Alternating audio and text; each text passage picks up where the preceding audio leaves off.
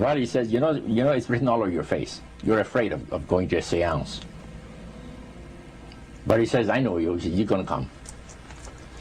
And then he started telling me how brave I was when I was aboard ship, you know, different things. He says, you're not the same man, you're changed.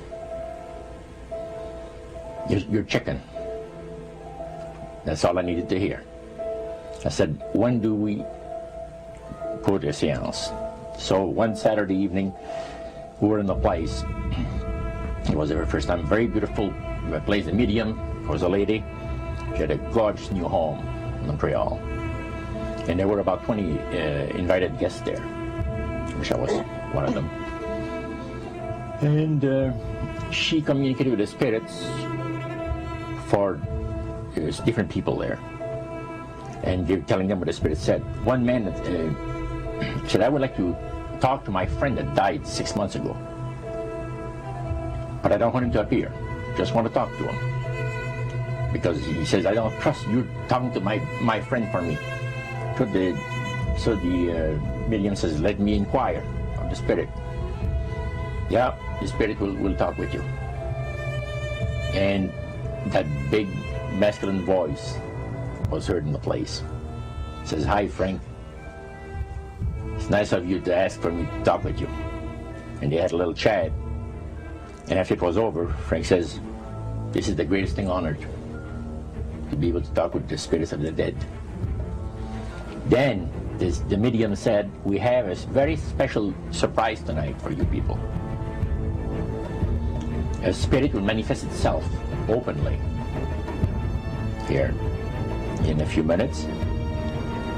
And it's like a big gust of wind hit the building. And right through the wall. And the lights weren't terribly bright, but they were like living room lights. A couple of floor lamps and maybe some of these. And that translucent being seemed to come right out of the wall. How did you feel right at that moment? It's almost like my heart stopped a little bit. You know, very weird feeling. So it was a lady in a beautiful evening gown, swirling. And she said to Mary, my dear sister, you are so wonderful to have asked for me. And Mary fainted and fell right off her chair on the floor.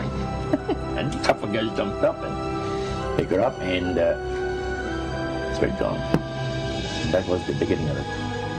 That's how you got into it. Yeah, that's the way I got into it. After a while, you see, there's something interesting about the human mind. You can adjust to an awful lot of stuff.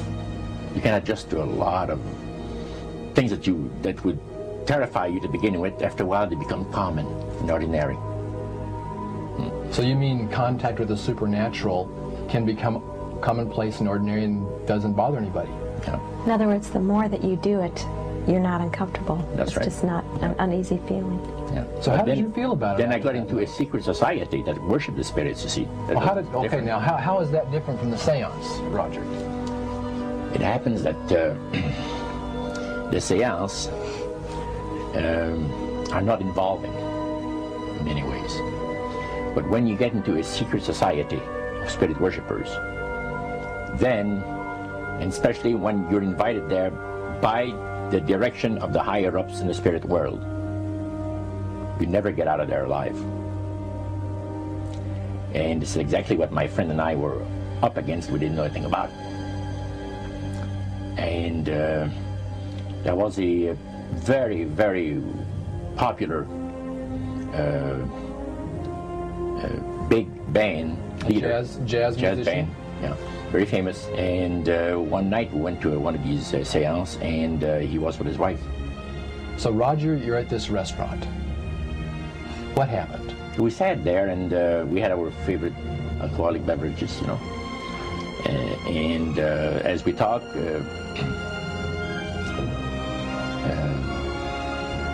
the band leader says, he says, I want power. I go right to the source of power. And he says, how do you think that I became famous the way that I am? Well, I said, you must have had some good luck. Well, he says, there's no such thing as good luck. He says, there's either some power working for you somewhere, or you don't get ahead in this world. Not in my type of occupation. So it went from there. We got talking about spirit worship. Did it intrigue you? Or did it make you want to find out more about what exactly he was talking about? Yeah.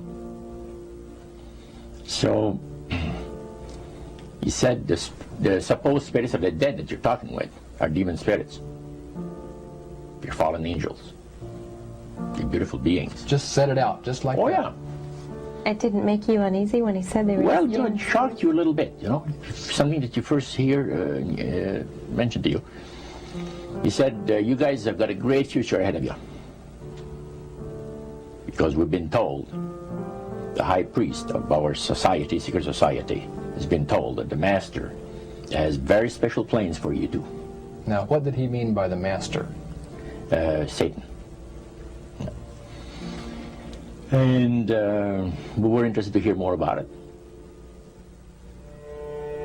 And he told us, he says, look, we worship spirits. We worship Lucifer and all his angels. They're just as beautiful as they did before they were cast out of heaven. He says there was a misunderstanding in the whole thing. He says among the inhabitants of the galaxies. And he says our master was misunderstood. And God did not bear with him like he does with people that make mistakes today. So we're in a warfare, good against evil. And we happen to be the evil ones, but we're not that bad. He says, I look at this business between the forces of good and evil. He says, you believe in one person believes in God, and everyone believes in Lucifer. It's like politics. So the great controversy is real. And you've heard someone talk about it that's on the other side. And through these people, they are sold to the fact that Christ will not return to this planet with power and great glory. He's going to abdicate all claims to the planet, because the high priest once said that Christ will abdicate all claims to the planet because he knows that it is lawfully and rightfully Satan's. And at that time, he says, so the priest says, well now, he says, for those of you that are new, let me tell you that this is the most feasible way, he says, to please the spirits. It's to deride Christ and his people, and his church and all that. So they sing out of Christian hymnals.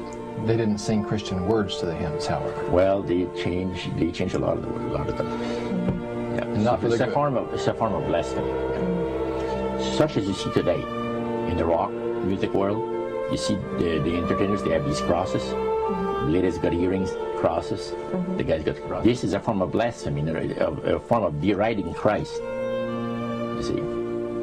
Spirits cause the people to do that, to find pleasure in wearing this type of emblem, which is the cross is the emblem of the crucifixion of Christ to the Christians. Better to reign in hell than serve in heaven, is that it? Why not? I'm here on the ground with my nose in it since the whole thing began. I've nurtured every sensation man has been inspired to have. I cared about what he wanted, and I never judged him. Why? Because I never rejected him, in spite of all his imperfections. I'm a fan of man! A humanist. Maybe the last humanist.